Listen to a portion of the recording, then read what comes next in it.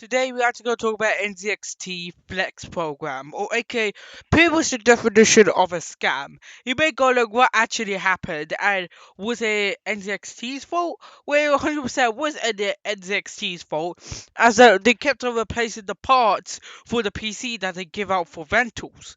They literally did this silent thing where basically if you're trying to rent out a PC because you can't afford it, well, you can actually do that with no clause or strings attached, even though there were even though there was literal lots of clauses and lots of strings attached to it. So what does this mean? This actually mean by that, well, the PC that you were getting was literally attached towards a rental program, and if you didn't pay up, well, they're going to charge you the full amount for the PC, basically turning it into a scam. And basically, right, even its advertisements are scams to the point that even cards PTs, CTTs, and many other high popular channels were in fact sponsored at the time. Basically, I even saw it myself, and I literally ignored it since I had a PC at the time and realized how stupid it was, especially for people to get it because, well, how stupid can you actually be to actually rent out a PC that can actually that can literally turn into basically hundreds of thousands upon thousands, where you could literally spend the exact same amount of money on like a really good PC or even one of the best PCs, pretty much around under 3,000. Like, I feel like if within 1 year you probably spent about 10,000, and if you spend 10,000 on a PC, that pretty much costs around like 300, 1,000, 1,500 ish. Basically, it's a literal scam as it is, and therefore would not be worth it. But there's also some other ones. For example, if you're actually going to talk about basically payment plans, we actually could talk about how that you can actually do payment plans on the PCs that are pre-built. For example, in Curry's PC World, they also do this where you can actually do a payment plan based on a PC, and you still own the PC even if you completed the payment. And basically, right, the payments lead up towards the official price of the actual PC, or like the NZXT Flex, where it literally just never ending occurring of payments until you actually don't pay, till you want to actually stop paying for it. Then you have to send the PC back, and they have the actual clause where you have to, in fact, give up your data, and so that they can actually sell your data towards advertisements as any other person. Basically, making extra money based on your data, and you and basically, right, this also makes it a little bit more scummy. You wanna know why it makes it a little bit more scummy? Because when the actual PC itself, well, actually, like, well, in order to make sure that your data doesn't get sold or anything, before you actually send it back, you have to actually wipe the data itself. Even though they promise, alright, we can wipe the data, but they won't actually wipe the data. You don't know if they know. You actually don't know if they actually wiped the data, or they didn't, or they just kept the data on just so that they can actually sell your data on. Basically, it absolutely sucks and reeks, and therefore I wouldn't really trust it, and therefore I wouldn't even trust NZXT with it. And if we're gonna talk about another scam. It's gonna be Asus ROG Ally. Pretty much one of the worst scams, where pretty much with every single order they were actually try to actually like put some scams into it, and this actually led towards a series where they actually interrogated the Asus customer support and basically people who report up to the CEO, and they were actually trying to make the broader claims, and these claims were clearly shut down by Games Nexus, where he basically got like, just say yes or no, you goddamn motherfucker, like, and they just said no. Basically, they're forced in order to say yes or no, not just a broad statement to actually solve the issue, because broad statements could just lead towards incorrections. Like, for example, it could actually lead towards, well, them doing absolutely nothing, or just a big old lazy piece of shit statement that actually decided to benefit the company itself. Hopefully, it will actually gain more reputation after it's all over. And basically, this actually shows that they actually tried to cover it up by actually putting one statement. But what actually clearly happened was that basically the SD card wasn't really working. No, in that vibe, but the actual joysticks weren't actually working either. This actually happened with Game Nexus ROG Ally. They actually sent it in for repair and pretended to actually be just an average customer, just not knowing what happened apart from the joystick issue. And therefore, would actually, in fact, would come up with a literal long ass conversation between Asus and Games Nexus, pretty much actually going back and forth, saying that the whole chassis needs to be replaced and the LCD needs to be replaced over the most smallest damage. And basically, this was covered underneath. This wasn't really covered underneath the warranty, so therefore, it would actually cost them a buttload of money, and therefore they didn't actually want to pay for it, so they actually argued against it, and therefore they actually set a timer. If they actually, and within that clause of the actual repair system, if we actually didn't make a payment on time, right, they will actually send the actual this will send the actual computer they actually sent it for repair for back disassembled.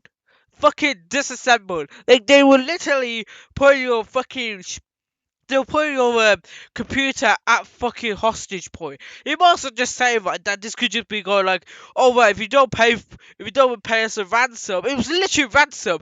It's like if you don't pay us a ransom, I will literally cut your mother into pieces and just send it back. It was literally a disassembly. No, literally, like, imagine that, but a person. Like, I know for that's a little bit more extreme, but still, though, that's actually the same feeling where you cannot just be using the same product. Like, you cannot be using a dead human being for anything. It won't cook you to your product or Dane. Like, they won't really do anything else. That's kind of the same with the disassembled Asus ROG Ally. It wouldn't game anymore or work out all because you fucking killed it and disassembled it, and hopefully to God that the customer knows how to reassemble the Asus ROG Ally. And this picked up a shit ton of traction, especially towards Asus, and not even a year later, they were still doing the same shit, and pretty much they knew for a fact that it was policy in order to scam the actual customer into actually paying for something that they don't actually need, instead of fixing the actual problem that's actually within the Asus ROG Ally. So, what happened after this? Well, Asus actually had to fix their clauses and actually basically do the repairs on the actual things that they requested that's underneath the actual warranty, instead of actually going out their way and trying to actually figure out what the hell to actually do next. Like, actually trying to figure out how to actually scam the consumer in order to spend hundreds and hundreds and hundreds of pounds on a piece of shit thing like this. And they even knew for a fact that it wasn't working, because they knew for a fact, right, that in order for it to actually work, they had to move around all the actual components, making it so right that the actual SD card wasn't really working because it wasn't really soldered on properly, because it would actually melt the soldering because it was next to the fucking heatsink, not the heatsink, the fans, and there was a shit ton of heat applied to it, and therefore it didn't really work because it wasn't really connected onto it in the first place, because the Asus ROG Ally would get so hot to the point that it will actually melt off the soldering of the SD card. And they even said right that they tried to move all the pieces around, hopefully to God it will actually fit in such a small space, instead of actually trying to reorganize it and try to keep the SD card away from the hotspots and put it in a nice cool area. Like, for example, removing the case, and below that case would just be a place where you could put the SD card. Instead of putting it somewhere close to the edges, especially near towards the fans. And this made it so right that I already mentioned it, but it will actually melt off. So, what else? Oh, right, Ubisoft. Ubisoft has, in fact, managed to scam with the Ubisoft Plus, where you basically get all the games from Ubisoft, practically for free, with a hefty charge, pretty much one of the most expensive charges at the time. That actually costs around like $6.99 per month for the classics. And you may go like, what games are actually included with the classics? So you play an evolving section of games on the PC, and there's access to the standard editions and 20% discounts on games included within my plan. But it kind of ironic since that they actually include it within the actual Xbox Game Pass, and the Xbox Game Pass is even much more valuable as a subscription because it includes more and more games. But some games are actually moved and changed out, and I wouldn't really recommend it, especially for myself, since the games that I actually see on there are mostly just owned right now. So, the games you may actually see on there is Settlers, Oddballs, Rabbit's Party, Rainbow Six Savage, Monopoly, Riders Republic, Far Cry 6, Scott Pilgrims, Immortal Phoenix Rising, Assassin's Creed Valhalla, Watch Dogs Legion, Ghost Recon Breaking Point, Starlink, Anno 1800s, Assassin's Creed 3 Remastered, Trials Rising, Far Cry New Dawn, Assassin's Creed Odyssey, Crew 2, Far Cry 5, Assassin's Creed Origins, South Park, Ghost Recon, For Honor, Uno, Steam, Watch Dogs 2. Basically, it includes a bunch of classical games that are included in it. Mostly Far Cry, Assassin, and here's some other things. Basically, just the most basic games, and basically, like if you really want to play like just a game like involving like games like really old games, basically the glory days of Ubisoft games, you could just go for the classics because but if you want to actually go for the premium, where basically you get the premium editions on day one, where you get 100 plus games on PC, new releases on day one, plus early access, most premium editions, and DLC content with 20% discount on games and DLC, and 10% off of virtual currencies. Monthly game rewards, play on the cloud, and you can play on Xbox cloud subscription. And with premium, you literally get Assassin's Creed Shadows, Multiverse. You basically get like the ultimate editions and the most best editions of the games that you actually have. And would I recommend it? Fuck no. I wouldn't even recommend it for the $6.99 since, well, all you're getting is a bunch of games that are pretty much old and you pretty much own a shit ton of copies of, and it just really sucks. Like, it's not really worth it in my opinion. You may go like, why is it actually not worth it? Well, you can actually just get the games for a lot more cheaper than it actually is. For especially for the price of $14.99 per month, you can literally buy yourself a bunch of the games that you want for pretty much a lot more cheaper thanks to all CD keys and all these key buyers where you can actually buy a shit ton of keys really cheap. I may go like, what the fuck are CD keys? Is it safe? Well, CD keys are safe, but it really depends what type of CD keys you actually get. Account keys are basically where like you have to log into a separate account in order to play a certain game. Disadvantage, right, is that some platforms do not actually support you actually trading over the actual game. So basically, right, you have two accounts, and basically, right, if you don't want to switch over between accounts like me, you do not really want it. And basically, right, you want like gift ones or basically like CD keys because gift and CD keys you still get the game on the same account that you have with many other games. But with gift ones, especially for mine, is Battle.net has a 75-hour one. Basically, it takes about 3 days in order to allow trading. And for a day, you have to wait a couple more hours because how the bot actually works is that it will automatically gift people gifts and other items for like free practically, and it will actually still work after like yeah, but like but it's a lot more cheaper than this, and it's not really good since how Ubisoft is actually going. Because where Ubisoft's actually going is actually gonna die out, and therefore I actually wanna buy the Watch Dogs franchise myself.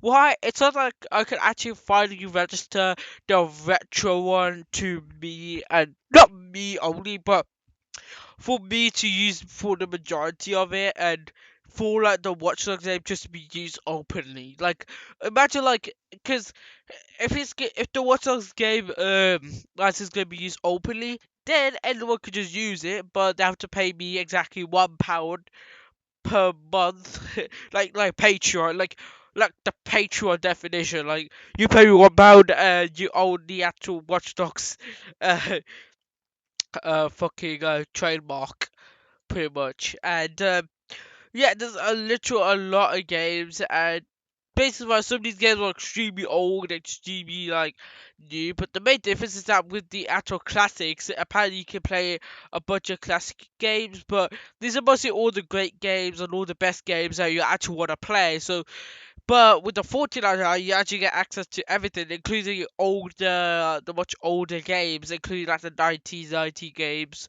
that Ubisoft released back in the day. And but with classics, you have all the greats without the actual shit that comes along with it. And speaking about shit, they actually took a big fat shit on X-Defiant and actually basically stopped running it for 7 months. Why? Well, the game actually quickly died out as being the Call of Duty killer, even though the game just actually committed suicide. Like, you may go like, what the fuck happened? And whose fault was it? It was just Ubisoft. Like, you may go like, why the hell did it die out? Simple. It was because like Ubisoft couldn't really handle it. What I mean by handle it is that the game was lit, but I played it myself and I actually kind of enjoyed it until I got really bored of it and just stopped playing it. And then I got into Black Ops 6 and it was really fun, especially for the zombies mode, because the zombies mode is 100% fun. And with Xenophile, those two limited game modes with basically a bunch of maps, especially for the Watch Dogs 2 maps. And on that one, but you cannot actually have your own place, like your own server place, like play the game solo or with bots, just so you can trade up. No, you have to play with real players, and the soon got absolutely terrible when you realise that after a couple games, you'll be actually getting obliterated by everyone. Like it felt absolutely terrible, and therefore I wouldn't really recommend it. And basically, right, it just died out, and it died out so hard to the point that they were in fact making a Tom Clancy game, but and basically, right, it was eventually cancelled. You wanna know why it was cancelled? It was cancelled because they actually had to move priorities, turn it towards X Defiant, and soon it actually died out. But on day one, apparently everything was working. Just kidding. The store was the only thing that was working perfectly. Everything else was just a piece of shit where people were glitched into the ground.